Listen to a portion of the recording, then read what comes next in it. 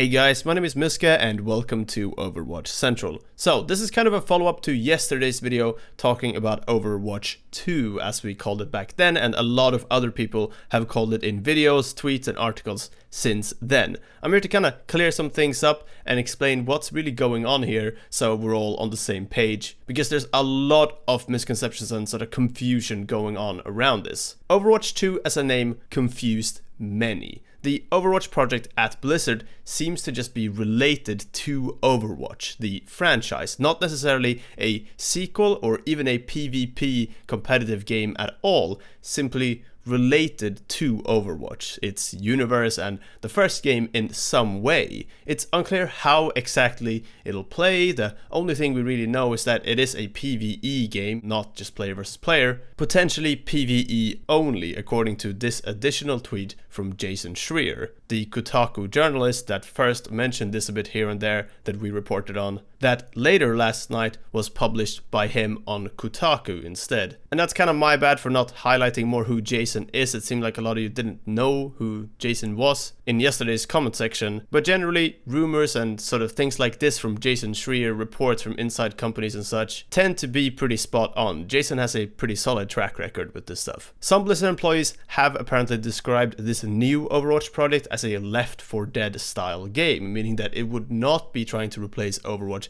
as we currently know it, but rather be a game set in the same universe but of a different genre. So think of it like this. Way back in 1994, Blizzard released Warcraft, Orcs and Humans. This is an RTS or real-time strategy game that was followed by more Warcraft games, so of the same kind, the same RTS genre.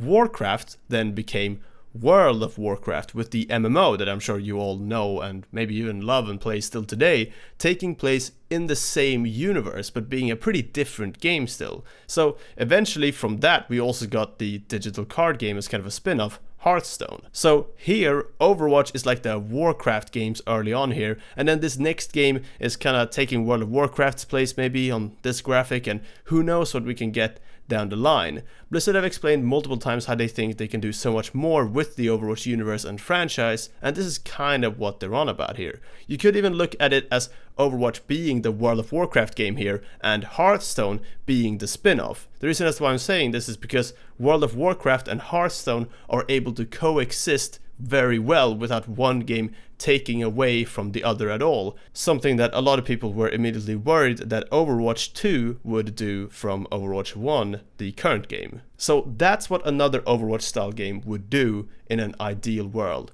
Coexist and add on the universe, strengthening the franchise. So with that out of the way, let's also talk about an important part of this Overwatch project. Why is it happening? Why are they making this game right now? Why have Activision Blizzard gone ahead with this project and are focusing on it more? In 2019, Blizzard have spoken quite a bit about how to approach Overwatch and other games now that many of their titles are a bit into their lifespan. In a Kotaku article from 2019 in February by Alex Walker, Cody Johnson, the president of Activision, is quoted from an earnings call explaining how they expected 2019 to be a softer year in terms of revenue, and that whilst games like Hearthstone and Overwatch have pretty big, steady player bases, those players are not spending as much money in-game anymore. Quoting Cody Johnson here saying, "The relatively consistent monthly active user trends were not matched by in-game net bookings, which continue to soften." End of quote. There are also reports on revenue from various big games from Superdata that have highlighted how Overwatch in-game sales, meaning mostly loot boxes, have been declining over the years. So with fewer loot boxes still being sold,